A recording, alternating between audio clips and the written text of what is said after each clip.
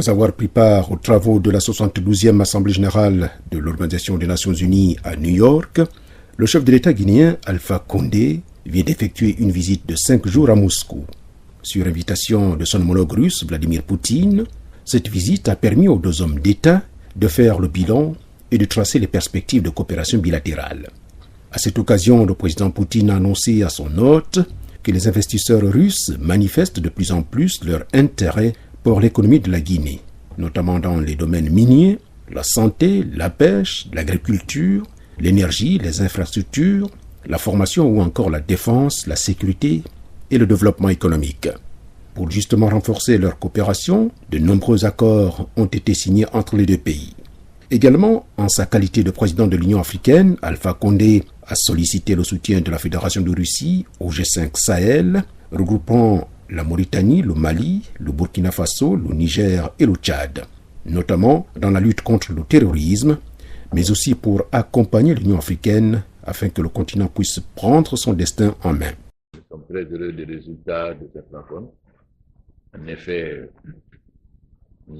les différentes coopérations entre nous et la Fédération de la Russie concernant la santé, l'éducation, l'armée, la sécurité et aussi le domaine de la pêche et du développement économique. Et nous sommes très heureux puisque nous avons seulement actuellement 2 sociétés russes en Guinée, dans les mines.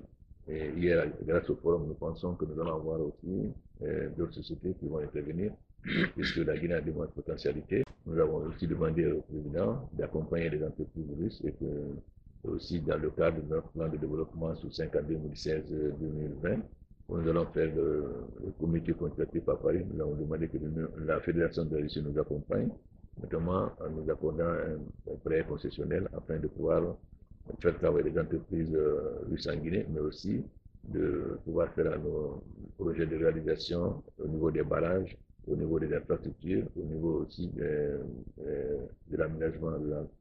Donc nous sommes très satisfaits de la volonté ferme de la Fédération de la Russie de coopérer avec nous. Notre souhait est que la coopération entre nos deux pays franchisse une nouvelle étape et qu'on ait une coopération stratégique qui va permettre de renforcer ce que nous avons connu à l'époque de l'Union soviétique où la coopération était très forte. Nous espérons de nous, donc, avec la Fédération de Russie, nous allons franchir un pas beaucoup plus important et que la coopération sera beaucoup plus importante. Donc, il y a des champs très fructueux. Et nous savons que la Fédération de la Russie et le président Poutine ont toujours tenu leurs engagements. Donc, nous sommes convaincus que la Guinée va toujours bénéficier de la détermination et de l'engagement du président Poutine. Aussi, au niveau de l'Union africaine, nous avons souhaité que la Russie nous accompagne parce qu'aujourd'hui, l'Afrique a décidé de prendre son destin en main, de parler d'une seule voix, et que les problèmes africains soient réglés par les Africains.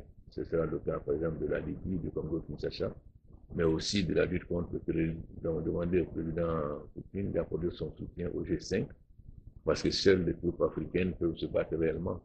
Parce que je ne vois pas des troupes du Bangladesh accepter de mourir facilement en Afrique, parce que ce n'est pas leur pays.